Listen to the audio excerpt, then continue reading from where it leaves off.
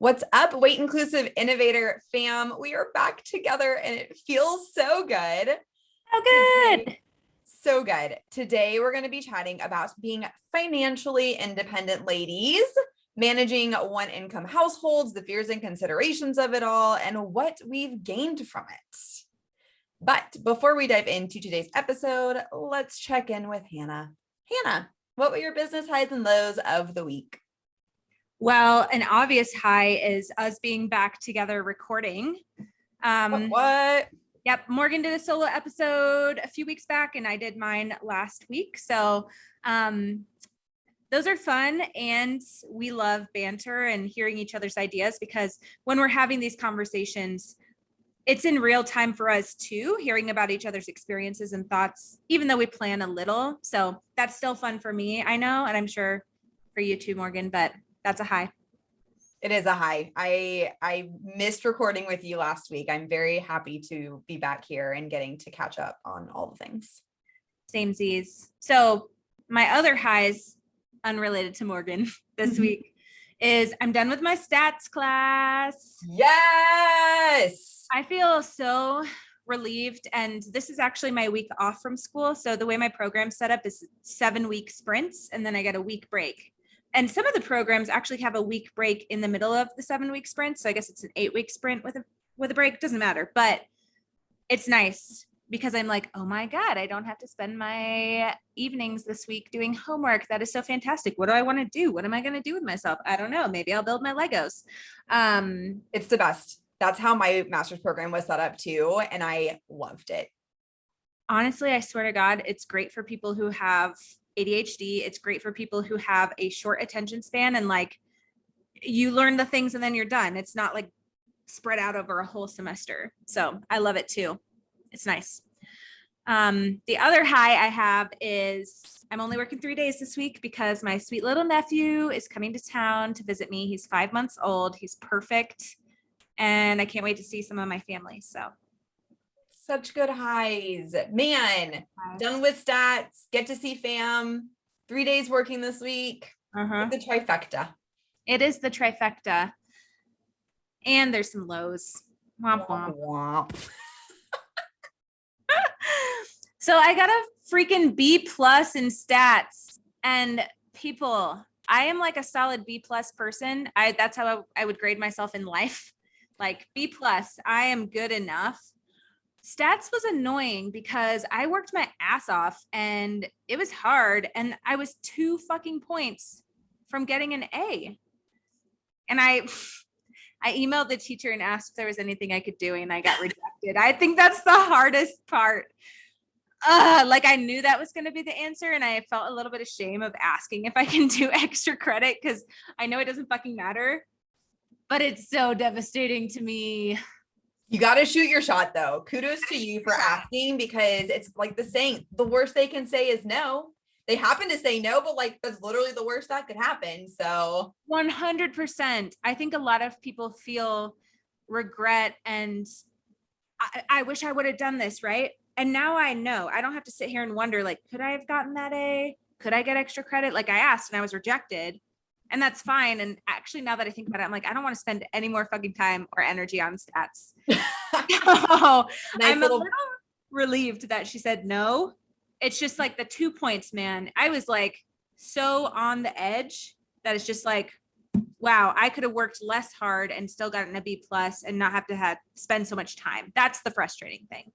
That is frustrating, but I appreciate your positive reframe of I didn't want the 2 points anyway because I don't want to spend any more time doing stats. We love a positive reframe around here. Not toxic positivity, but positive reframe when it's helpful.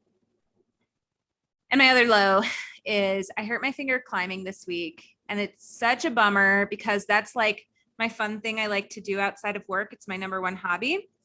And I'm not going to get to do it for at least a month. So I was climbing and I was holding this tiny little hold with my middle finger and my 2 fingers that surround that. Doesn't matter what their names are. And with climbing, it's very much a lot of engineers and physicists like it because it's all about like pulleys and force and torque and all that. I don't pay attention to that stuff. I'm like, I just want to climb on some rocks, but maybe if I did, I wouldn't hurt myself. So I was pushing down too hard, and then my middle finger went pop, pop, pop, and the tendons fucked up. So I can't bend my middle finger. It feels really numb. And I read online that it's probably an A4 pulley injury. So womp womp. I gotta rest it. A month is such a long time to not enjoy your hobby. I'm so sorry. It's okay. It's whatever. I'll find other ways to fill my time. It's going to be good. I think taking a period of time off from, if you're into a sport or something, is actually really helpful, because your body just having that break, and then almost, you don't exactly start over, but just having like a fresh new foundation to work from, I think will be good. I'm just scared my finger's not going to go back to normal. I ordered these little, they're called like penguin somethings. You know, those toys that you have as a kid that are plastic, and it's full of fish, and you could like stick your finger inside or your whole arm inside. It's Yes. that. It's basically that. And it's just the size of your fingers. And then you just put it on your finger after you froze it. So it's a little bit of childhood nostalgia. There's not the cool like stars and glitter in there, but you do get to slide it on your finger, and hopefully it'll like, you know, rest, ice, compression, all the things. Yeah. Well, hoping for a speedy recovery. Thank you. It's the first time I got injured climbing, which is like, oh, wow, I went a long time without that. It's time, I guess. So I guess I'm legit. It's the most climbing injury. The other shoe dropped. I'm so sorry. The other finger tendon dropped. Yep, that's it. What are your highs and lows? My high of the last, I guess it's technically 2 weeks, but it happened in the last week. I hosted the Heads Conference on Saturday, and it was so good. Okay, give us like the rundown. Give us like the 30-second to a minute rundown of like events and what you loved about it. Yes. So shout out to my co-chair, the other Hannah in my life, because wouldn't have been able to do it without her, and getting to run a conference with someone that you also just like love being with makes all the difference in the world. So her and I worked on Friday from about noon until 10:30 at night. We were at the venue for 4 hours, just getting stuff set up. Sponsors were there, able to set up their booths. And so getting to connect with them. And then we just had some like odds and ends, like putting together gifts for our speakers and printing things and whatnot. But we like did it at my house. We got dinner together. We had like music going on. So it was fun. Woke up really early on Saturday, got to the venue by 6:15. And then everyone started showing up around 7. And this was the first event in 2 years that we had all been to, which had just not thought through. And the energy that the attendees brought was unmatched. It was the first time everyone was seeing each other. Everyone was just so happy to be there. It was an amazing venue. The venue couldn't have been better. Jenny Schaefer was our keynote, kicked us off really strong, incredible presentation. We had a panel discussion that it was with 6 people that made up different members of the treatment team. And they all had the questions ahead of time. And so, and they're all incredible humans. I knew they were going to do great, but they just totally knocked it out of the park. I even got so much information from the panel, even though I don't treat clients anymore. I'm going way over 30 seconds. I'm so sorry. I'm just keep it going about it. And then finished it off with a presentation from local clinicians that was really interactive and just got people up and moving. And just like the positive feedback all day, just felt I was on cloud 9 the whole day. It was amazing.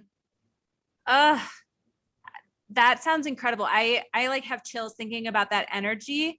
I think about the energy of just being in a room with people in general. And then this being like the first after 2 years, this being like a conference, not just people getting together for a party or whatever. Like, damn, that's some good ass energy. It was some good energy. It was good enough energy that I was so amped that I didn't take a nap after. And then I hosted the conference on my birthday, which made it even better. We ended the conference with everyone singing me happy birthday. Shout out to Hannah for making that happen, because I felt so loved in that moment. But it was enough energy to keep me going until 2:00 in the morning to celebrate my birthday. We Woo! rallied, we partied hard, and it was awesome. Happy Morgan's New Year to you. It is my new year. The energy is here. I will say I laid on my couch pretty much all day on Sunday after the conference. It was, and this is my low of the week, which it's technically a low, but it's also kind of a high because it's related to my high. My energy levels have been wonky the past 5 days since the conference, 4 days, I guess, 4 days since the conference. I like have gone through spurts of being re-energized, just thinking about the energy from the conference. And then I'll just like crash and like won't be able to stop yawning.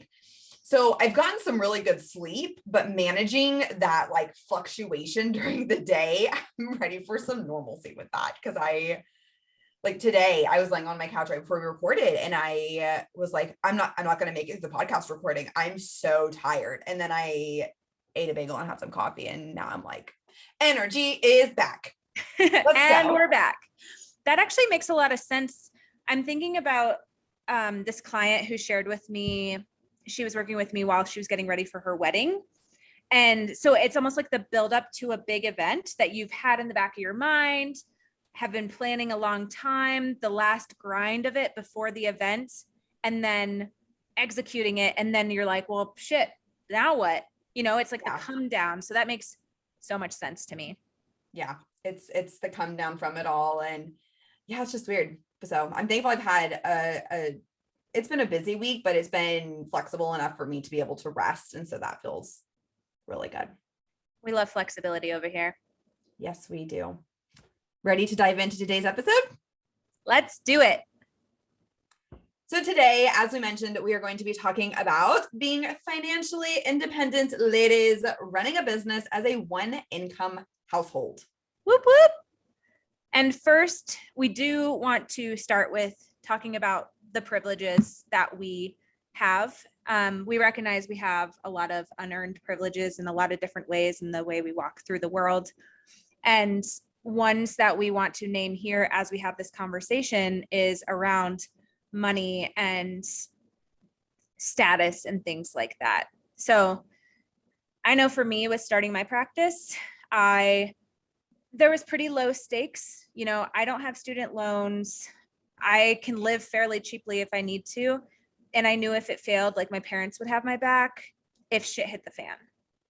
And so I name all that because I know people have a lot of different life situations where it's not just like you can only make a certain amount of money or you don't have obligations. So that's my experience. Yeah, I also want to name pretty much those exact same privileges. I am very thankful. Also don't have student loans.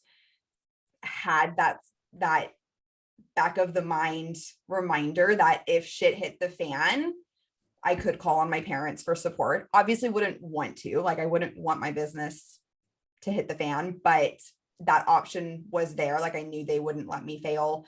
And also like, I don't have any dependents that I've had to think about. And so I think I can also kind of speak for both of us that like, we got to be kind of selfish in this process of only having to think about ourselves. Okay, well, there's one caveat to that, and it's my roommate, Bennett, who's Bennett my dog. He's the worst roommate ever. He doesn't work. He doesn't help contribute. Like, he's just a little leech on me. You can't say he doesn't contribute. I just saw him clean your plate and do the dish for you. That's true. He is our pre-rinser. I'm just kidding. Bennett's fairly cheap.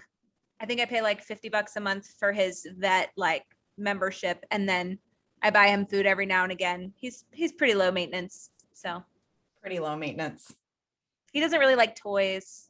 He likes his Frisbee, and those are like $10. So yeah, Bennett is nothing. He's like my he's also my hobby, I guess. So taking care of him. But yeah, so we wanted to name those things going into this conversation just because, you know, we are talking about money. We know that it's a touchy topic, and we also recognize that we have had a lot of privilege and currently have a lot of privilege that have allowed us to start our own businesses. Absolutely. And this isn't the only conversation we're going to have about money. This is like one piece of a giant web of conversations we want to have, because Money is just, it's a necessity. I don't even want to say it's the root of all evil. I used to say that, but I actually don't think that's true. I just think we live in an unfair system that people aren't equal, and we need money for resources and to take care of ourselves. And it doesn't have to be a negative thing, and it doesn't have to be a power greedy thing either. Yes, thank you for naming both of that. I think there definitely is a happy middle ground for all of it, which is where we stand. Yeah. The question that I don't know if I've ever actually gotten asked this question directly, but I feel like it's definitely like an unspoken question as people are venturing into entrepreneurship is it possible to survive on your own in a weight inclusive business as a one income household? You guys, this is my question. I used to always think this whenever I was starting my private practice, of like thinking of people I looked up to who were in their own practice, had group practices, were doing different things in the weight inclusive space. And like, how much money do they make? And like, are they able to do this because they have a spouse or a partner? Like, how do they do it? And part of it was, I just couldn't conceptualize it because I hadn't been through it. And then part of it was, I think it was fairly new to private practice at that point, maybe seeing a few clients. And I'm like, fuck, this is not enough money. Yeah, I have absolutely had that same, I've had that same mindset. Being able to look and see businesses, and for me, it was looking at design studios. And, I think there's something to say about having people in your network that you see doing, like running their own business, regardless of what type of business it is, where it's like, okay, so like clearly it's possible, but how? You want to take a peek into their personal finances, into their bank account, and see like how they're making it happen. Yeah. I know one thing I would think about at that time too is there was no representation of people talking about having a business and it being successful, as in can provide money to a single income household. Like we would just learn, like you go to school to be a dietitian and then you work for somebody, and that's not bad at all. That can be really good, right? Like I hire people, you have some contract people, like that happens, and that's awesome. And there's also the opportunity to be the person who is the business owner. Like that is possible. And that can be money that you take home and support yourself with. And that's just awesome. It's awesome to me. It is. It's great. I think the lack of representation too was, and I feel like this happened even in like middle school, high school, college. When you think of running a business, you think of like or at least I did, the corner office of some high-rise building, which is not what either of our businesses look like right now. I'm literally sitting in athleisure in my studio apartment where I can see my bed. Like I don't get dressed up in business casual every day. It's just that's such a grandiose scale that I don't think I ever really saw what like a small business looked like. Yes, I totally agree with that visual. And I know in one of our previous episodes, we kind of talked about like what career we would be in if not dietitians or not doing what we're doing. And I think I said being like a corporate boss lady, like I think I would thrive in that setting. And that's the same settings I would think of in business too. And yeah, we were never shown like you can literally have a business as a one person show, or like you can hire a small team. There was actually a really good episode on the podcast So Money, which I really like and we'll write in the show notes. And they talked about micro businesses and how that's kind of been it's been a big thing for a while, but kind of escalated with the pandemic of people leaving big corporations, the Great Resignation, going into their own businesses. And the fact that you don't have to have a big business to make a ton of money. And I say a quote unquote ton of money as in like the business bringing in a ton of revenue. in our setting, in private practices and group practices, obviously, like, we're paying people fairly and we have expenses. Our profit margin is pretty low compared to other industries, but you could bring in a lot of revenue. You absolutely could. Absolutely. Getting to watch the Great Resignation happen and also being a part of it, because I quit my job November of 2020. So right smack dab in the middle of it. It has been so cool to see that. I'm like, F yeah, own it. Screw the mental workload that happens. Workload's not the right word. What's the word I'm looking for? Like Burden? Burden might be a good word. Of working a corporate job that is right alongside burnout. Like, screw that. Not about that at all. Yeah. I actually think a few of my employees that joined my team left bigger corporations, industries, companies to come to something smaller and something more in alignment with their values. So I like to think that's my part of the Great Resignation. Yeah. I'm like, come here, come to our Nourish Colorado family. We love you. We'll take care of you. Mm-hmm. We won't burn you out. Yeah, it's nice. It's nice. Yeah. Mm-hmm. One question that I do get asked frequently, which I have very strong opinions about, and I'm sure you do too, is I'm ready to work for myself. Should I take out a loan to start my business? What's your answer? Absolutely not. Okay, say more. Not in our space, at least. I'm sure there's times where it would be helpful if you were a product-based business, maybe. Definitely not in our industry. We don't need to do that. It's risky. And I'm not saying you shouldn't take risks, because I love taking risks. But it's just one of those things where you can start a weight inclusive business, thinking private practice or coaching, supervision, those types of businesses, with very few expenses, that it makes more sense just to set aside a percentage of some of your income from your full-time job to build up those startup fees that you need. Absolutely. And I think that's what a lot of people tend to do.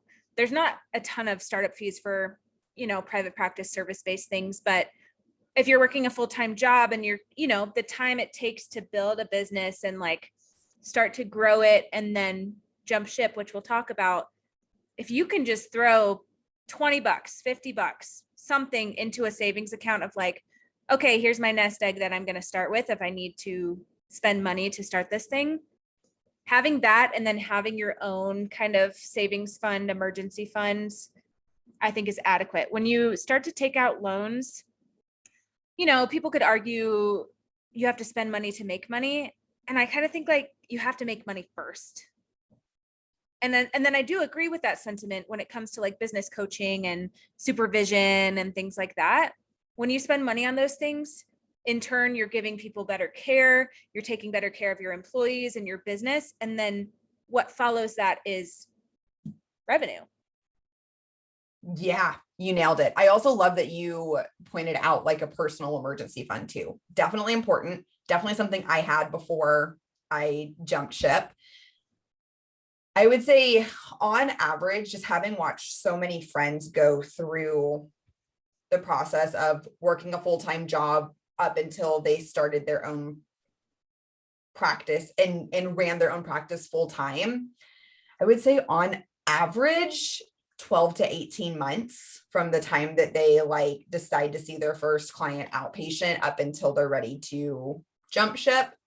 So you have time. So I think that recommendation of 20, $50 a month more if you can should get you a pretty solid base of the startup fees you have for your business, such as paying for your EMR, Zoom, if you need Zoom, building a basic website. That's kind of all you need. Maybe an email. But again, all of those usually won't cost more than a couple $100 max. Yeah.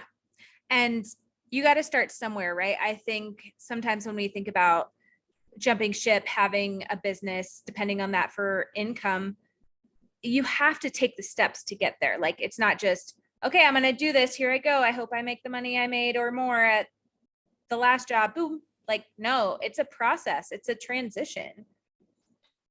It absolutely is. And I think there has to be eventually that jump. I think I left my corporate job way before I was not anywhere close to matching my corporate income when I jumped ship. There were a lot of factors that went into it. I'm very thankful I did. And I knew that. And I knew I had a personal emergency fund. Do you feel comfortable sharing how much of an emergency fund you had when you jumped ship? Let me see if I can remember. Okay, so let me give a little background about my jumping ship. Maybe that will help me remember as I talk it out. So after I graduated college, I was working at the hospital in Missouri. Loved it, loved the people I worked with. Knew I didn't want to do clinical forever, but it was a really good experience. And I was making a really solid dietitian salary for the Midwest. It was around 50,000. And so with not having a lot of loans, expenses, I was living with the person I was dating at the time. So my rent was super cheap. Like, I was like, dang, I can save like $1,000 a month right now. And I did.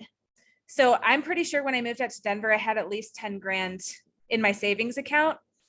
As I was working at the ice cream shop and as I was growing my practice and investing in my practice, because at that point, like, I started to look at offices and, eventually was spending some of that money. My savings went down for a while.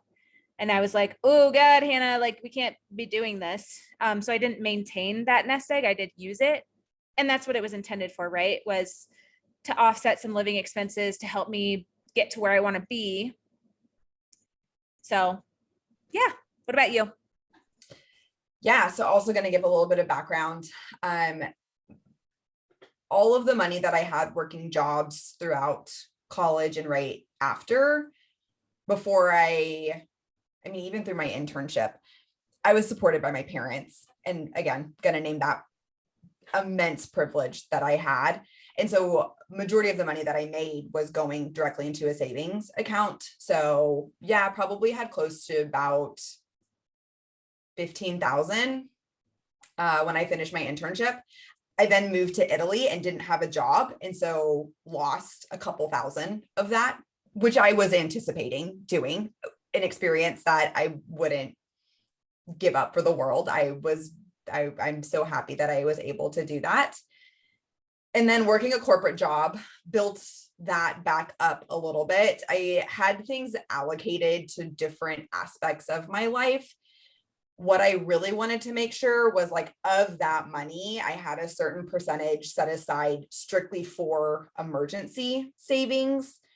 And I think I had around $4,000 in that to give me some cushion for whenever I quit my corporate job. Mm-hmm. That drained completely my first year. Yep. It was, and I know we'll get to this, but I took a significant pay cut going from a very stable biweekly paycheck to a lot of instability. Like a lot, like cut it in more than half. And so it was rough. And I'm very thankful I had that emergency fund there. It definitely saved my ass in times. Yeah.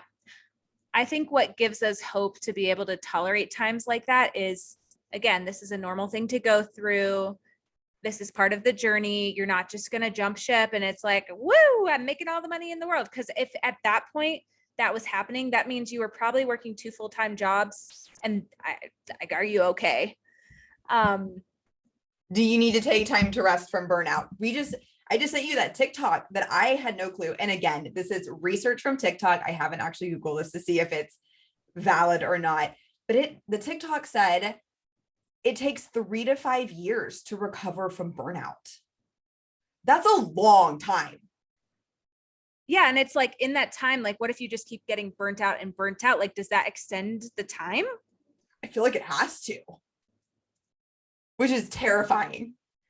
Terrifying. And I remember feeling that. I remember being pretty dang burnt out on my corporate job. And as soon as I left, that feeling didn't go away. I feel like I was like recovering from burnout for months. And this was in a time where I was working for myself and allowed myself to only work like 20 hours a week because I just mentally couldn't handle it anymore. Yeah. And again, we want to continuously acknowledge, like, we know that's not an option for everybody to pause and like slow down and not work full time. And I know for me, I can live cheap as fuck. I don't know about you, Morgan. Well, I want to hear about it in a minute, but like, I often vacillate between, should I just like get a van and like live out of that and be just a little dirtbag that lives on the street or at rock crags so I can go climb, and like I could live fairly cheaply doing that. But then I'm like, oh, I do like nice things sometimes when they're intentional. So, but push comes to shove, I could spread out my resources. I am not that way. I had one last thought. Literally, like, my clients will call me out. I have like 4 outfits. That's what I just rotate them. I don't really care about clothes. The clothes I have, I like, but I don't know. Like, I'm like, how do people spend all this money on clothes? I got my 4 outfits. I'm so comfy in them. So It's a capsule wardrobe. it is a capsule wardrobe. Yes, I agree. And I'm also, If you want like, to put a fancy name to it. I'm trendy, guys. Yeah, I'm not that way. That was a rude awakening for me my first year of business. Let me rephrase that. That was a rude awakening for me my first full year of full-time entrepreneurship. I did not make that many adjustments to my spending habits. Womp, womp, womp. Yeah. Lived my best life, but Love that for young Morgan. got a little bit of credit card debt throughout that is now, which I also went in anticipating. Wouldn't recommend necessarily, but I don't know. I feel very solid with my ability to manage money and am very mindful of it. And so I just kept some good tabs on it. I have what do I want to say? I've never been good at budgeting. And I think this is why. Whenever I restrict myself. Yes. Do you know where this is going? Yep. Keep going. Whenever I restrict my spending and I tell myself, like, I'm only going to go to one coffee. I'm only going to go get coffee once this week. I'm triggered. It has the same fucking effect as the restrict binge cycle for eating for me. Yep.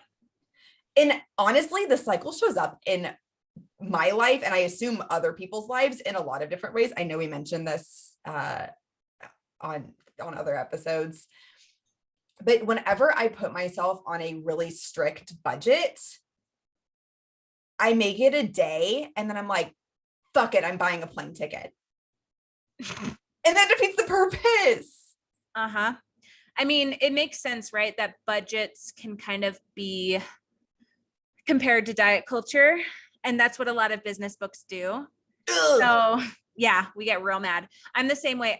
And we know, it's helpful to eat fruits and vegetables and take care of our bodies and move in ways that feel good. Just like it's helpful to be mindful of spending and to spend really intentionally and spend money on the things you really care about and then cut back on the rest because it doesn't matter and it doesn't feel good when you spend money on that stuff. So like for me, clothes, like Target for life. And so it doesn't have to be this capped thing. And obviously I'm going to put an asterisk because sometimes like we do have to live on a tight budget for a bit, depending on situations. But when we can just be mindful and think about our values and do spending based on that, that's when I feel the most in tune with myself. Like, I don't need to go out and have fancy dinners all the time. Like if someone cooks a meal for me at home and like we split the cost of ingredients and we get to spend that quality time together, like that's so nice. Or I love a weekend night where I just water my plants for 2 hours. And that's like my plan. You know, that's cheap. It's free besides the plants that I already bought, which I accumulate over time. There's just so many joys and things in life that are so good that are fairly cheap. Yeah, absolutely. I've loved hosting people over for dinner. That's been a really fun switch. Hi, Bennett in the background. Sweet boy. Oh my goodness. And planning things with people that do not cost a lot of money. And at the same time, I love going out to like really fun dinners and happy hours with friends. But that's also like, that's part of my values to an extent, like having that social time and getting to spend time with people in that way and just like be out and about and live city life fills my bucket so much. And so there's definitely a balance, and it's one of those things like, right, like I'm not frivolous with my spending. I'm very aware of it. And I know that I do not do well on a really strict budget. Yep. Totally. Like, please, everybody listening, live your best life, spend money on the things you really care about. Like, I know for a while, which I cut back on a little bit just because we have some like transitional stuff going on and I'm trying to build out Nourish Colorado and invest in my team. But when I had like kind of more disposable income, I'd go get a massage every other week. And like, I have my nails done right now. Like, yeah, you do too. I do too. And those things are not necessary at all. And some people might be like, gosh, that's like luxe. And sure, maybe it is. And it's nice. I like it. It makes me feel like I have my shit together. Yes. There's something about having gel on your nails. Yes. And if that's going to encourage me to sit down on my laptop and work because I feel like I have my shit together because my nails are done, so be it. Yep. And I used to be a little bit more. So I'm like kind of a frugal gal. I go through phases, but like, I used to kind of say, I'm not going to get my nails done. How do people spend that money every 3 weeks or whatever to do it? And I'm like, oh my God, it brings me so much joy when I'm clicking on my computer and my nails are done. And I'm like, oh, wow, my boss red nails. That's what I call these. Like they make me feel like a boss. And just that little bit of like quality of life enhancement, like that's nice. It's fine. It is nice. Absolutely. So one thing we wanted to go through, which I'm sure we've already touched on quite a few of these, but we have a nice list in front of us, is the fears and considerations to think through as financially independent ladies and things that have impacted our decision-making in starting a business. Absolutely. And us financially independent ladies are going to speak to our experience from a lady lens. I know there might be folks with different identities and genders out there, so I just want to acknowledge that. So when you're on your own and you have your own expenses, it's kind of hard because in a way you're paying for two of everything. I'm kind of saying it ass backwards, but you know what I mean? We don't have anybody to split expenses with.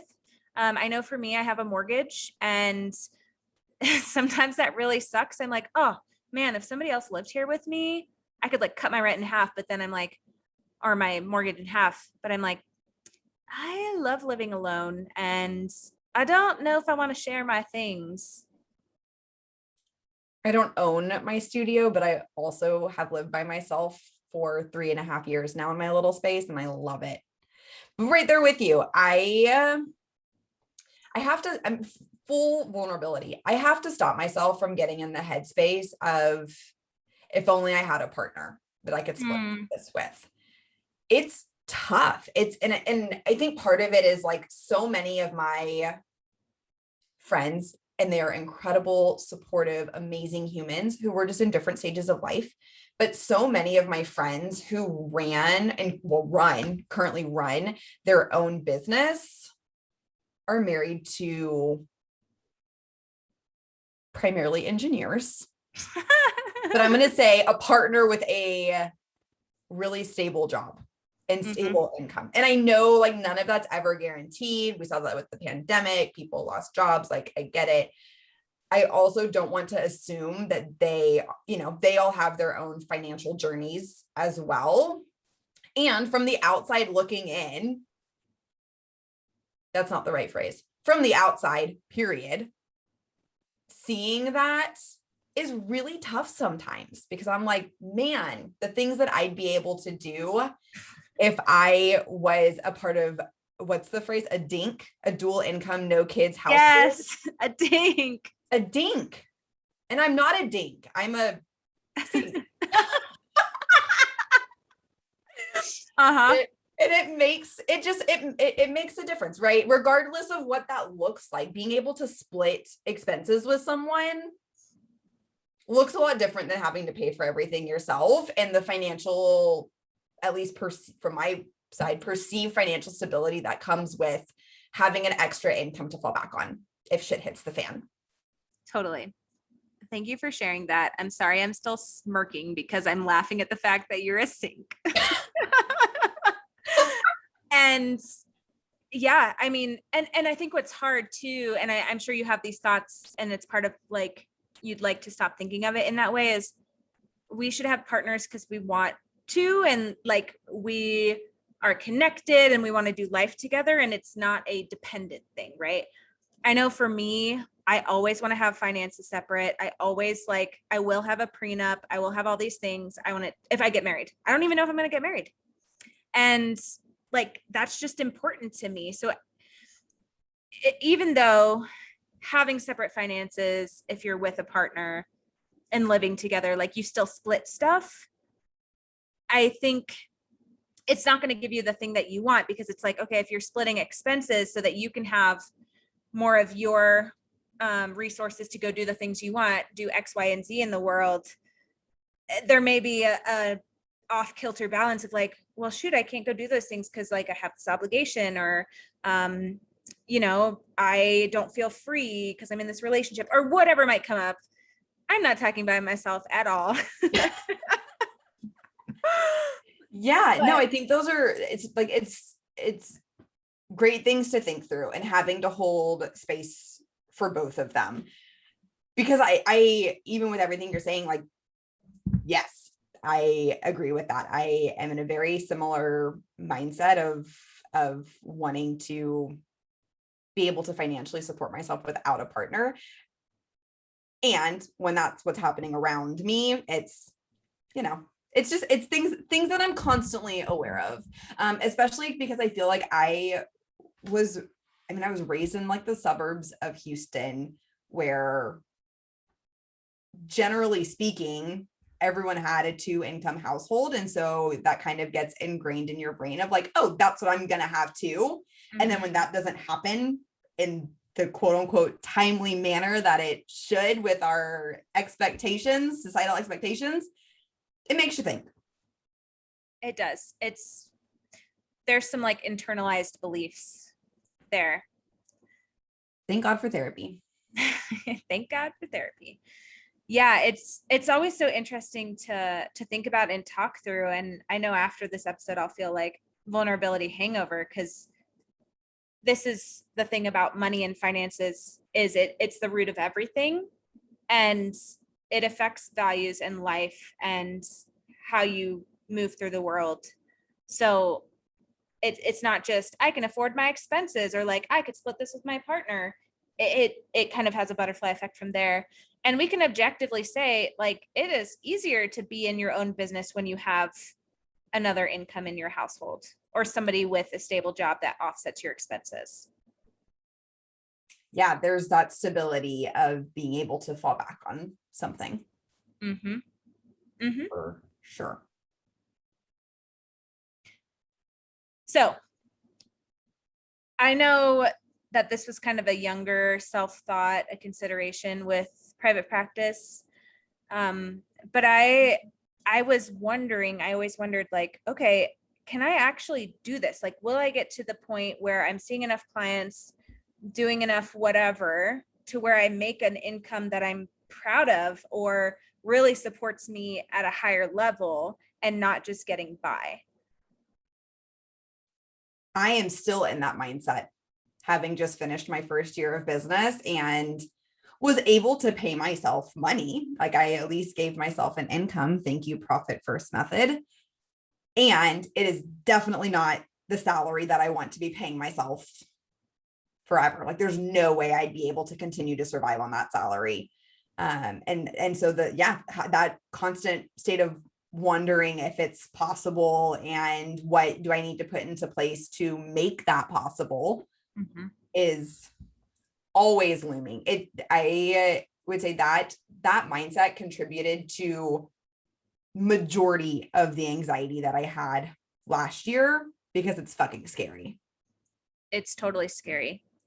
And I appreciate you sharing that too. I think when folks, like whether they're listening to our pod, wanting to learn about business, or like they look up to us because we have these businesses that are successful, and we could do a whole another podcast episode on success in business and what that actually means.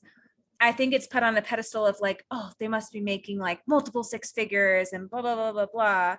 And when in reality, like, I wish. in reality, I vacillate in my income too, because like I said earlier, I want to invest in my businesses and I know that'll pay off in the future. And sometimes you have to go through periods where like, cool, so I'm going to pay my mortgage and have a little bit of extra money and I'm not going to do anything else. That's really normal. Very normal. I didn't mean to laugh. I'm not close to six figures yet. And that's the goal. Like that's the end goal. But it takes a while to build up to that. Yeah. It's a lot easier, quote unquote, easier when you scale your business too. Like having a group practice makes it more stable for income when I'm not in a growth phase. And that's just the reality of business too, is when you have other people bringing in revenue, that's really helpful. Absolutely. Absolutely. And I mean, like we talked about in the Diversifying Our Income podcast about scaling, like definitely something that whenever I think of having a six-figure business, it is perfectly in alignment with being able to scale my business. 100%. The next fear and consideration that probably had the strongest hold on me was how am I going to get health insurance? Okay, I have strong feelings about this because it's a very real thing people need to think about. Like being someone who basically studies insurance because I want to maximize benefits for my clients and, you know, help get coverage for people for eating disorder treatment and things. It can be very dire to need health insurance. I mean, it is, right? Like it's actually required and you do get some kind of tax fine if you don't have health insurance. And I feel like corporate America or just like the grind makes like almost holds that over people. And that's when they stay in jobs for too long or like jobs they don't really want to do. They're like, oh, I can't lose my health insurance. I can't lose my health insurance, which is very real. It just makes me sad that that's held over people. It sucks. It totally sucks. And even figuring out how health insurance works, because you can't, and I don't know if it's different by state, but like you can't have a PPO as a single member LLC. I think that's correct. I think that's correct. Yeah, I would say, I feel like I remember people telling me that. And so I ended up hiring a health insurance broker for my first year because I was 27. I was 27 whenever I went out on my own. So off my parents' health insurance. And I ended up getting a HMO plan for my first year. 1 out of 10 recommend. And the only reason I have 1 on there is because I had health insurance because I had to. There you go. It was awful. I avoided going to the doctor because of the hassle of getting in to see specialists. And I will, own another privilege. I'm a very healthy individual. I don't need to see specialists for anything. When I say specialists, I talk about like women's wellness exam and dermatologist for annual checkups. I ended up not renewing it this year. I'm actually doing a direct primary care model where I pay like a monthly membership to see a doctor. And it's like concierge medication or not medication, concierge medicine, where I can go see her basically whenever I want. And she's Haze aligned, which is a freaking gem. That's hot. It's awesome. All that to say, that held me back a lot because even someone who understands insurance decently well, because I've had to deal with it through the line of work of working in eating disorders. When I got on the phone with the health insurance broker for the first time and she was explaining things to me, and I'm like, this is so over my head. Mm-hmm. How do people that don't have any experience with insurance make decisions like this? 100%. Well, that's how a lot of people fall into that trap of, I have health insurance. You accept my health insurance. That means, here you go. Here's my payment, but not really. Like insurance is going to cover it. That's not how it works at all. No, it's not. I definitely have gotten some nice surprise bills. And I was like, a heads up would have been fab that you were going to send me a bill for $300 to review a skin tag you pull off my shoulder. 100%. Well, and that's why they have the good faith estimate required now, which we could probably talk about in a whole different episode. Basically, if you're in private practice, especially if you're private pay, look that up because you should be doing something with that so that you don't get in trouble. You have until June, so you have a few months. Oh, incredible. I think June 1st is the cutoff. Okay. And I think they're heading in the direction for even in-network providers. So I know we have protocols at our practice. So yes. So for my practice, I know when I first was in private practice, I was still on my parents for a hot minute. And then all of a sudden I turned 26 and I was like, fuck. So then I got a cheapie plan through Bright Health, which I don't recommend. I don't think I used it once. And I was actually reading about them yesterday, surprisingly, because they actually have been, and hopefully, knock on wood, this doesn't come bite me in the ass putting them on blast, but whatever, I don't give a fuck. They have been contracting with therapists, and therapists sign, they didn't get a fee schedule, and it'll basically be where they don't get paid. The therapist doesn't get paid by the insurance company. And they're just like, well, you signed a contract that said you would see our patients. Oh my God. Yeah. I don't know all the details, but I was reading about it and I was like, holy, like as a takeaway from this, if nothing else, please always look at your fee schedules to see what you're going to get paid. Make sure it doesn't say $0. Why would anybody sign that contract? Or there just wasn't a fee schedule for it. So please get your fee schedules. Whew, man. Yeah. So anyway, Bright Health didn't really cover shit. I didn't really use it. I think I was in such a grind. I was like, I'm not going to the Well Women exam this year. I don't recommend that. And so for my company, you have to have for certain plans, we have Blue Cross Blue Shield. For certain plans, you have to have at least one or two other employees outside of the owner. So we couldn't offer it until, oh gosh, I want to say September 2020 was when we started offering it, which is great. And now we have like 4 different plans we offer. There's an HSA option, like really happy with the insurance we have. It's expensive AF, but it's also worth it to have that as an expense and to make sure everybody at my company is protected if they need it. Yeah, absolutely. To summarize that fear and consideration, I think it's probably the number one fear deterrent of doing it. And it is possible. It is. It sucks to figure it out. There's a lot of people that are also in the same boat though. So we need to start I need to find my own health insurance support group amongst entrepreneurs. Yes. Yeah. Because So the other option, right, is to go look on Marketplace and get a Mhm. plan. And I know the brokers can kind of help with that. But when the premium is $6, $7, $8, $9, $1,000 a month, and then add in if you have dependents or whatnot, like that could be all of your income gone on health insurance. Yeah, it's not fine. It's definitely, I would say it's definitely a stressor, and working for yourself will likely outweigh once you find something that works for you. Yeah. And just know, like, if you have to start on a cheapy plan, if that's accessible to you, again, we are acknowledging being young. I don't even want to use the word healthy, because I think folks who have chronic illness or things that need to be tended to are still healthy. Like, it's their Yeah, version of healthy, not diet culture or white supremacy version of healthy. It's just, totally. we don't have a lot of medical expenses. Yeah, that's a great way of putting that.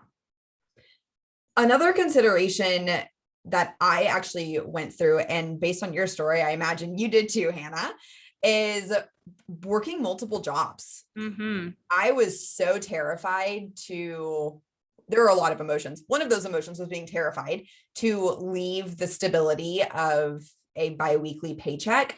I actually applied to work at Jenny's Ice Cream and had a few other places that I was going to apply to within, like, if the first month of me working for myself didn't go the way I was hoping it to, I was ready to do whatever it took to get a part-time job to be able to try to support myself while I was still building up my business.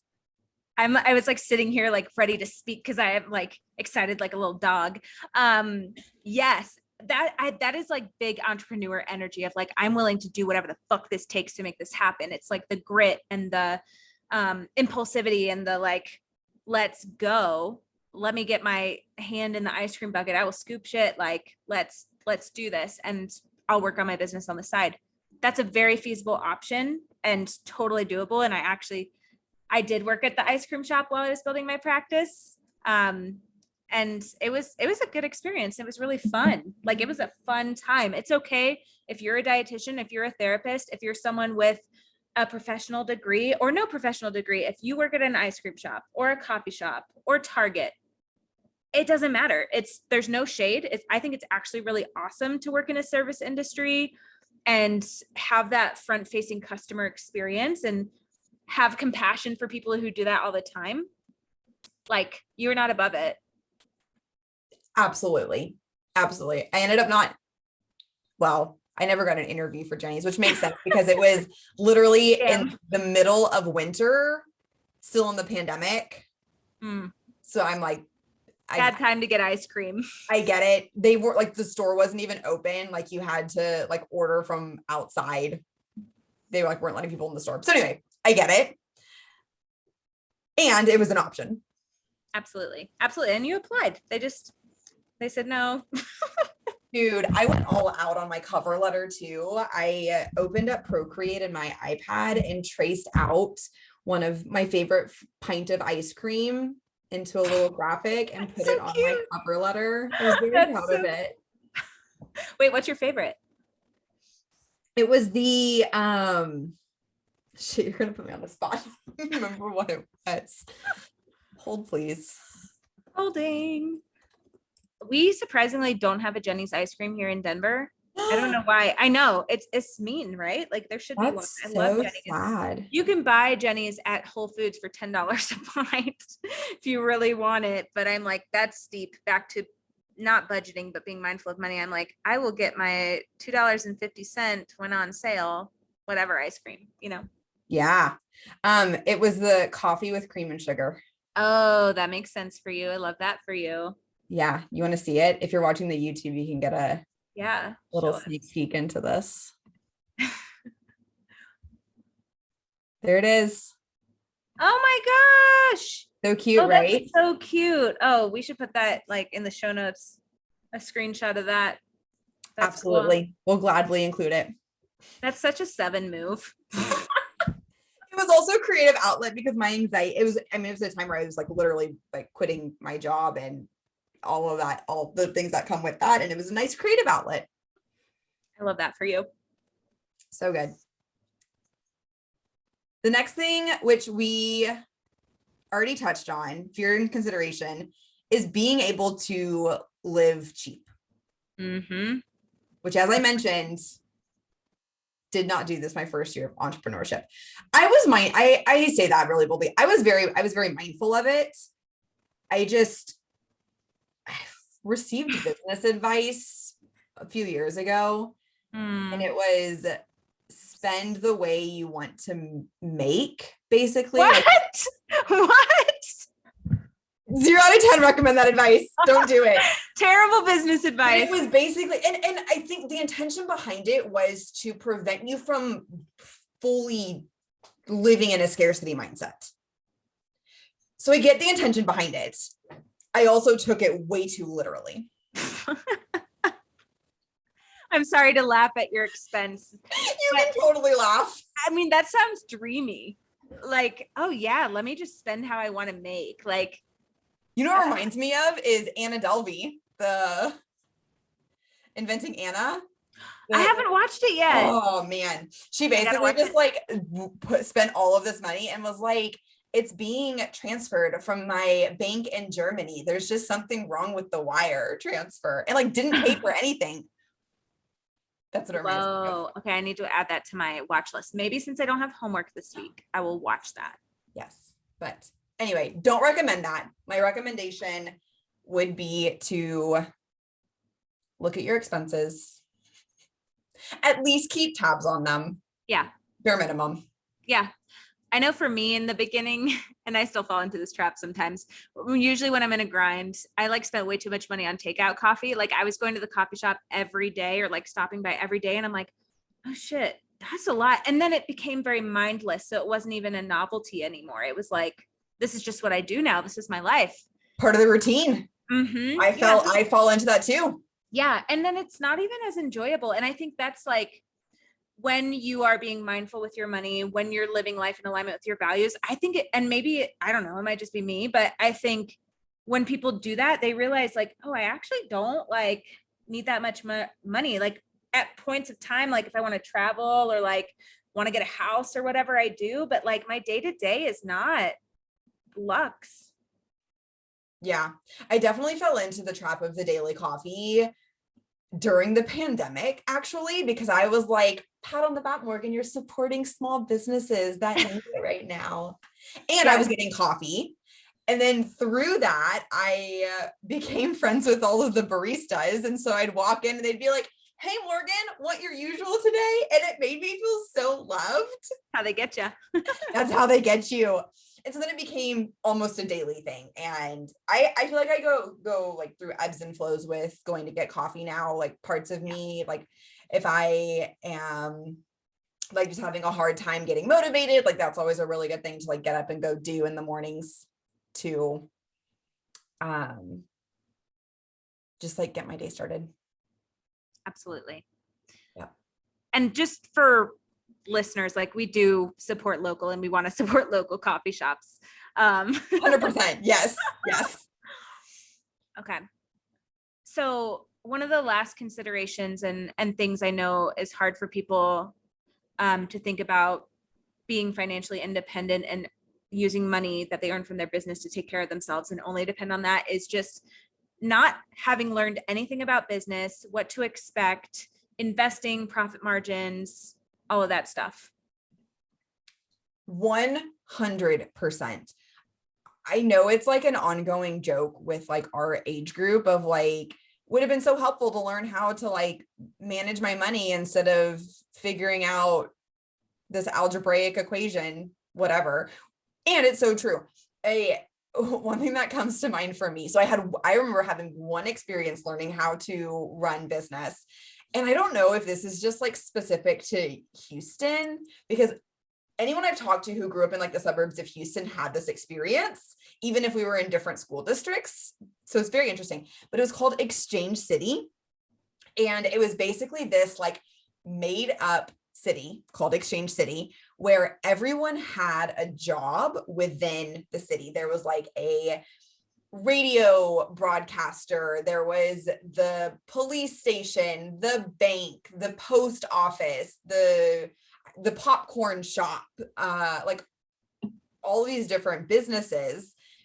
And we basically had to learn how all of the businesses interacted and intertwined together. And I remember very vividly, I was the accountant of the popcorn shop. Shout out to being raised by my two parents who were both accountants. Thought I was going to follow in their footsteps. Was the accountant for the popcorn shop. And I ended up taking a break because I wanted to go hang out with my friends who were also on a break. And the bank ran out of money because I didn't take money and like bring it back to the bank. So no one else could like function, basically. A little traumatizing. But we figured it out very quickly. But I had to learn how to like balance a checkbook and write checks and do all that kind of stuff, which is not taught nowadays. I've actually had to teach a few people how to write checks recently. You know, it's funny because I'm like, oh, people still use checks, which I do when I have to, like if I'm reimbursing somebody for something, or like one place I rented a while ago wanted checks, and I'm like, okay, fine, I guess I'll go pay the $10 to get things printed again. Yeah. But with like Venmo and things now, it's like, do we need checks? But I think that is one of the things that we did learn in school. I don't remember much, but I love that you had that experience in 5th grade. Also, side note, I do believe there's like an accounting major to eating disorder dietitian pipeline. I think that's true. I know a bunch of people who went through that, myself included. So I know for me, my biggest core memory, I don't know why I said that word, but of financial stuff, like growing up, and what I did learn was just watching my parents be so frugal. My parents lived within their means. They lived super cheap, not due to lack of money by any means. It's just that wasn't important to them. What was important was spending time together, and like doing work that they like to do. And I think that's really notable. And I think I appreciate that now more as an adult, because as a kid, I was like, why the fuck can't you just buy me this new pair of jeans that's $100 from Buckle? Good old Buckle jeans. Absolutely. Oh, Buckle. So I hope we didn't fear monger anybody about like what you need to consider with like if this is feasible. And you know, we do want to talk about the positives of being in this position. There's a lot of great things about being financially independent. So the first one is we're fucking badasses. Like the fact that we provide for ourselves, it's super empowering. Like this experience of entrepreneurship, I'm like, I can do whatever the fuck I want in the world. Like not in a like, I can do what I want, but like I can do anything that I put my resources, my mind to. Asterisk privilege is there, obviously. Yeah. Like, I feel like a badass. You feel like a badass. I feel like a total badass. I feel like a total badass. This specifically came up whenever I was talking to my therapist recently about just things in my life. And we were like talking about living this quote unquote traditional life versus a non-traditional life. And she's like, no decision that you've made so far, Morgan, in your adulthood has pointed towards a traditional life. And it's that non-traditional living that has allowed you to like figure out who you are, own what you want to do, find out what values are most important to you, and say yes to just like really cool experiences. Agree. The traditional thing sounds boring as fuck. No offense. Like just for us sevens who want to be free and like be weird and do random things that other people may not want to do. Like that's just what we love. So that's we love, thrive off of it. We are thriving most times. Most times. I also think with a positive of this is just like the full ownership of our lives in like, this is my business and I provide for all these people and I get to support them. I get to help them grow. I get to help other group practice owners build group practices where they're doing the thing that I'm doing of supporting people, helping them grow. And it's just like, that is so cool to me. It probably ties into the badass thing, but I'm just like, wow, I made all this. And specifically add on to that of like, there's not really a cap of how much you can grow or make or do with your business. Yep. Yeah. I would say it's, oh my God, so exciting. I would say that one of the last, I mean, there's a lot of positives, but one of the last things that you and I can both like totally own is that it's allowed us to be so values driven. Yes, it absolutely has. Like we talked about, because we've had to look at our spending habits, be resourceful, stretch our capacity for instability and uncertainty, like, dang, that really just brings you to the core of what life is about, and like connecting to values and how you want to live and who you want to be in the world. And like, that's the shit that keeps me going. 100%. I am right there with you. That's what we have today about being financially independent, our own lived experience. Ladies, we hope this didn't deter you from wanting to start your business and continuing it. But we just wanted to bring all aspects of what this has looked like, especially with our own lived experiences, because I know I wouldn't have these conversations unless it were, or I've only had these conversations because I also have friends who have gone through it. And that's usually what comes up over happy hour. So we're hoping just to be able to bring this to y'all. Thanks for listening to the Weight Inclusive Innovators podcast. If you like what you hear, go ahead and subscribe to the pod on Apple iTunes, Spotify, or wherever you listen to your podcast. Please leave us a rating and review, share with a business bestie, and check out our website at weightinclusiveinnovators.com. See you next week. Bye, everyone.